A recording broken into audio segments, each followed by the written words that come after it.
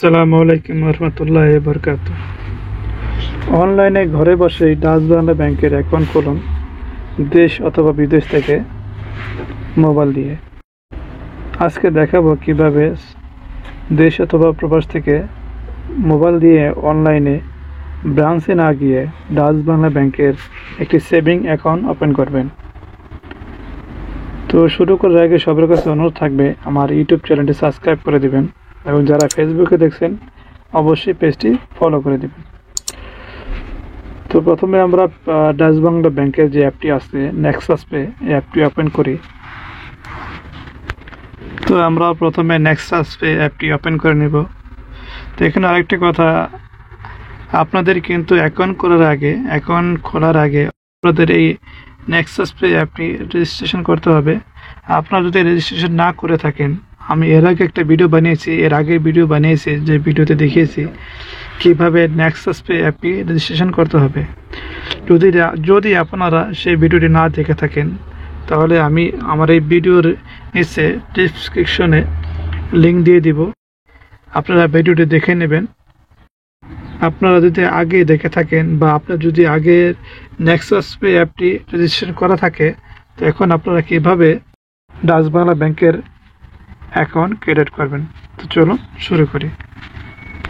তো এখানে দেখতে পাচ্ছেন বাম পাশে উপর দিকে যে 3 ডট লাইনটি আছে, এখানে ক্লিক করে দিব। তো আপনারা এখানে দেখতেই পাচ্ছেন অ্যাকাউন্ট ওপেনিং, তো এখানে আমি ক্লিক করে দিব। তো এখানে দেখতে পাচ্ছেন শর্তাবলী কন্ডিশন তাদের, তো এটা দেখে পরে ভালো মতো পরে আমরা আই এগ্রিতে ক্লিক করে দেব।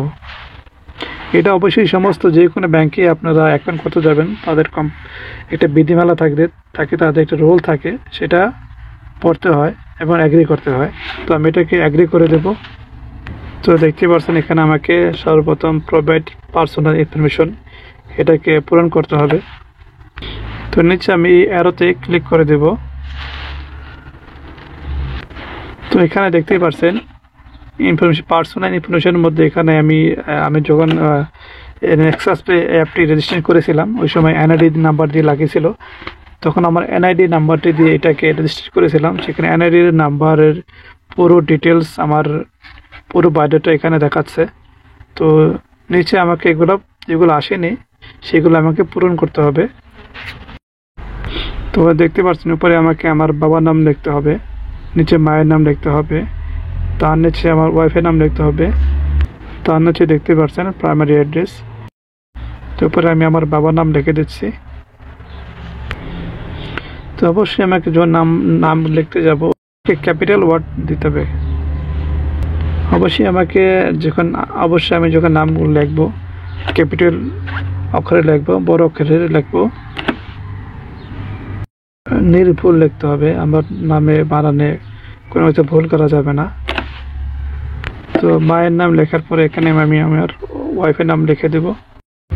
এখন আপনি আমাকে প্রশ্ন করতে পারেন যে ভাই, আমি তো ভাই না, আমি তো ভাই আপনার আপু। তাহলে আমি আমার ওয়াইফের নাম কিভাবে দেবো? আমি তো ভাই পুরুষ না, আমি তো মহিলা। তাহলে এখানে আপনাকে আপনার হাজবেন্ডের নাম দিয়ে দিবেন। আবার হতে পারে যে ভাই আপনি বিবাহই করেন নেই, না আপু আপনার বিবাহ হয়নি, তাহলে এখানে আপনাকে কিছু দিতে হবে না। এখানে একটা জিনিস ফলো রাখবেন, আপনি দেখতে পাবেন এখানে দেখতে পাবেন লাল স্টার মার্ক দেওয়া আছে ছোট ছোট করে, এগুলো আপনাকে পূরণ করতে হবে বাধ্যতামূলক। আর যেগুলোর মধ্যে আপনার স্টার মার্ক নেই সেগুলো আপনাকে পূরণ করতে হবে না। এগুলো যদি আপনি পূরণ করেন বেটার, আর পূরণ না করলে আপনার কোনো সমস্যা হবে না, অ্যাকাউন্টের কোনো সমস্যা হবে না। যেগুলো স্টার মার্ক দেওয়া আছে এগুলো বাধ্যতামূলক পূরণ করতেই হবে। তো দেখতে পাচ্ছেন এখানে যেহেতু আমার স্টার মার্ক নেই, তো এটা আমি যদি নাও দিই আমার সমস্যা হবে না। তো আমি যেহেতু বিবাহিত, অবশ্যই আমি আমার ওয়াইফের নামটি দিয়ে দেবো এখানে। তো তার হচ্ছে দেখতে পাচ্ছেন পার্মানেন্ট অ্যাড্রেস, এটা অবশ্যই পূরণ করতে হবে। তো এখানে অবশ্যই আপনি যদি প্রবাস থেকে খুলে থাকেন, আপনি যদি বাইরে কান্ট্রি থেকে খুলে থাকেন, তো অবশ্যই আপনি আপনার দেশের ঠিকানাটা দিয়ে দেবেন। আর যদি আপনি দেশে থাকেন তাহলে অবশ্যই দেশের ঠিকানা দেবেন। তো এখানে আমি আমার ঠিকানাটা দিয়ে দেব। তো তার হচ্ছে দেখতে পাচ্ছেন ডিস্ট্রিক্ট, তো ডিস্ট্রিক্টটা আমাকে দিতে হবে এখানে তো দেখাবে। আপনি এখানে লেখার অপশন নাই, যেহেতু এখানে আপনি যে ক্লিক করবেন এখানে বাংলার যত ডিস্ট্রিক্ট আছে সবগুলো এখানে দেখাবে। তো ডিস্ট্রিক্ট সিলেক্ট করে দিতে হবে আমাকে। তো এখানে আপনাকে দিতে হবে, তারপর আপনাকে এখানে দিতে হবে পোস্টাল কোড। তো অনেকে পোস্টাল কোড বলতে কি জানে না, বা পোস্টাল কোড বলতে জানলেও তারা নাম্বার জানে না পোস্টাল কোডটা কত কত। আপনি যদি আপনার পোস্টাল কোড না জানেন তাহলে আপনি গুগলে গিয়ে সার্চ করতে পারেন। আপনি যদি গুগলে গিয়ে আপনি থানা নাম লিখে তারপর লেখেন পোস্টাল কোড লিখে সার্চ করেন, তাহলে আপনি দেখতে পাবেন গুগল আপনার যে থানা সার্চ করেছেন সেই থানার পোস্টাল কোড চলে আসবে এখানে। তো সেই পোস্টাল কোডটা অবশ্যই এখানে দিয়ে দেবেন। এখানে আপনাকে আর একটু ইজি করে দিচ্ছি, আপনার এনআইডি কার্ডের ব্যাক সাইডে আপনার পোস্টাল কোডটি লেখা আছে বাংলায়, তো সেটা দেখে নেবেন। তো এখানে দেখতে পাবেন প্রেজেন্ট অ্যাড্রেস কী দেবেন। তো এখানে যদি আপনি বাইরের কান্ট্রি থেকে থাকেন, তো আপনি যেই জায়গায় আছেন সেই ডিস্ট্রিক্টের নাম দিয়ে বা জায়গাটার নাম দিয়ে দিবেন। আর যদি আপনি দেশে থেকে থাকেন তাহলে অবশ্যই আপনি যদি যেখানে আছেন বর্তমানে একটা জব করতেছেন তো সেখানে দিয়ে দিবেন। আর যদি আপনি মনে করেন, আর যদি আপনি স্টুডেন্ট হয়ে থাকেন, লেখাপড়া করে থাকেন কোথাও থেকে ঢাকা থেকে, তো সেই যেখানকার জায়গায় দিয়ে দেবেন। আপনি যে বর্তমানে যেখানে আছেন সেই জায়গার অ্যাড্রেস এখানে দিয়ে দেবেন, অবশ্যই পূরণ করতে হবে। আর যদি আপনি বাসায় থাকেন সবসময়, তাহলে আপনি যে আগে যে ঠিকানাটা দিয়েছিলেন সেই ঠিকানাটা এখানে দিয়ে দেবেন। আর আপনি যদি এখানে যদি ভুলও দেন, আপনি যদি রঙও দেন যে ঠিকানা অন্য ঠিকানা দিয়েছেন, তো অবশ্যই বিধান নেই, অ্যাকাউন্ট ক্রেডিট হয়ে যাবে। তো সবচেয়ে ভালো হয় আপনি যদি ঠিকঠাক দেন, সেটাই ভালো হয়, যেহেতু এটা ব্যাংকের ব্যাপার, অ্যাকাউন্টের ব্যাপার। তো এরপর আপনি নেক্সটে ক্লিক করে দেবেন। তো নেক্সটে দেওয়ার পর দেখতেই পারছেন ম্যারেজ স্ট্যাটাস।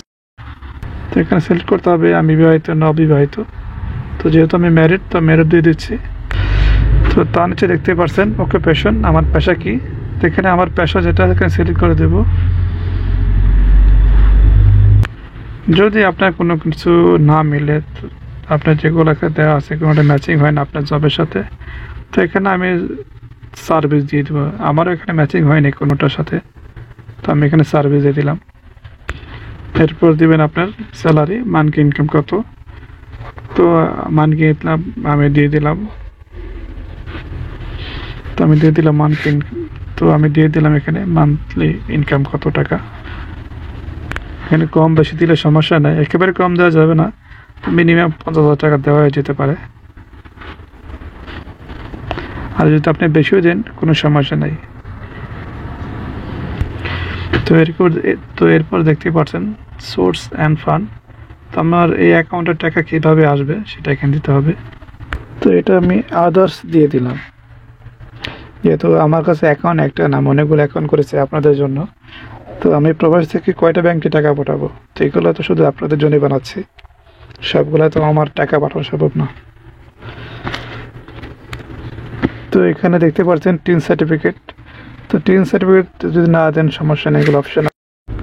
তো তার নিচে দেখতে পাচ্ছেন ইমেল অ্যাড্রেস। তো অবশ্যই এখানে একটা ইমেল যদি থাকে আপনার তো দিয়ে দিবেন, তো এটা অপশনাল। তো এখানে দেখতে পাচ্ছেন তার নিচে ক্যাপচার ইউর সাইনিং ইমেজ। তো আপনি একটা সাইন করে, আপনি একটা কাগজে সাইন করে পেপারের মধ্যে, তারপর ফটো তুলে এখানে আপলোড করে দেবেন।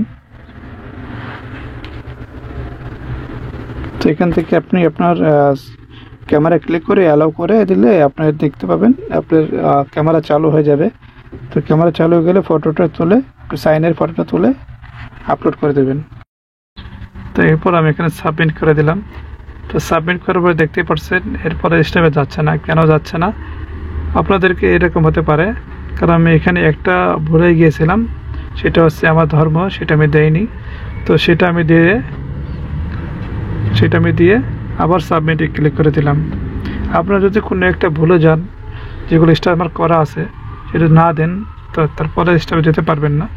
অবশ্যই আপনাকে যেগুলো স্টার মার্ক করা থাকবে সেগুলো দিতে হবে। তো তারপরে আপনারা দেখতেই পাচ্ছেন পার্সোনাল ইনফরমেশন সাবমিট সাকসেসফুল। তো আমার যেহেতু সাবমিট সাকসেসফুল হয়ে গেছে, তো এরপর আমি ওকে ক্লিক করে দেবো। তো এরপর আপনারা দেখতে পাচ্ছেন নিচে প্রোভাইড নমিনি ইনফরমেশন। তো নমিনির ডিটেলস ইনফরমেশন দিতে হবে আমাকে এখানে। তো এরপর আমি নিচে দেখতে পাচ্ছেন এরর এখানে ক্লিক করে দেব। তো এরপর আমাকে আমার নমিনি নেম, যাকে আমি নমিনি দিচ্ছি তার নাম দিতে হবে, তার ডেট অফ বার্থডে দিতে হবে এবং তার ন্যাশনাল আইডি এনআইডি কার্ডের নাম্বার দিতে হবে। তো তারপর দেখতে পাচ্ছেন যে নমিনির রিলেশন, তার সাথে আমার সম্পর্ক কী, তার সাথে আমার কী সম্পর্ক, তো সেটা এখানে দিতে হবে। তো তার নিচে দেখতে পাচ্ছি আমি নমিনি চাচ্ছি স্পাউস আমার ওয়াইফকে দিতে, তা আমি ওয়াইফ দিয়ে দিচ্ছি। দেখতে পাচ্ছি তার নিচে ডান দিকে এখানে 100% দিয়ে দেবেন। আপনার বর্তমানে আপনার দিক থেকে হয়ে যায়, তা আপনার টাকার যে মালিক থাকবে সে পুরো টাকা যেন যে নমিনি দিচ্ছেন সেই টাকাটা পেতে পারে, সেই জন্য এখানে 100 দিয়ে দিবেন। তো এখান থেকে আপনি আপনার নমিনির পিকচার দিতে হবে। তো পিকচারটা অবশ্যই আপনার লাইভ তুলতে হবে। যদি লাইভ না তুলতে পারেন, আপনার যে নমিনির পিকচার থাকে আপনার অন্য মোবাইলে, সেই মোবাইল থেকেও সব ফটো তুলতে পারবেন। তো এরপর আমি এখানে সেভ নমিনি ইনফরমেশন, এখানে এই অ্যারোতে ক্লিক করে দেব। তো দেখতে পাচ্ছেন এটা আপলোড হয়ে গিয়েছে। তো আপলোড হওয়ার পর এখানে আমি ওকে ক্লিক করে দেব। তো এরপর দেখতে পাচ্ছেন, তো দর্শক দেখতেই পারছেন এখন আমার অ্যাকাউন্ট মোটামুটি হয়ে গিয়েছে। এখানে কিছু টাকা ডিপোজিট করতে হবে। আপনার অ্যাকাউন্টের ধরন অনুযায়ী আপনি একটা অ্যাকাউন্টের ক্যাটাগরি অনুযায়ী এখানে 500 থেকে 5,000 টাকা ডিপোজিট করতে হবে। সেটা আপনি ব্যাংকে গিয়েও করতে পারবেন, আর তাছাড়া আপনি এই অ্যাপের মাধ্যমে এখানে আপনার ডেবিট কার্ড দিয়ে, এটিএম কার্ড দিয়ে অন্য ব্যাংকের তা টাকা অ্যাড করে ডিপোজিট করতে পারেন। ডিপোজিট করলে আপনার অ্যাকাউন্টটি ভেরিফাই হবে। অন্য ব্যাংকে আছে যেখানে জিরো ব্যালেন্স অ্যাকাউন্ট ক্রিয়েট করা যায়, তো এখানে জিরো ব্যালেন্স অ্যাকাউন্ট ক্রিয়েট করা যায় না। এখানে কিছু টাকা ডিপোজিট করতে হয়, 500 থেকে 5,000 টাকা। যেহেতু এই ভিডিওটি অনেক বড় হয়ে গিয়েছে, সেহেতু আমি চাচ্ছি কিভাবে টাকা ডিপোজিট করবেন সেই ভিডিওটি আমি সামনে নেক্সট ভিডিওতে দেওয়ার জন্য।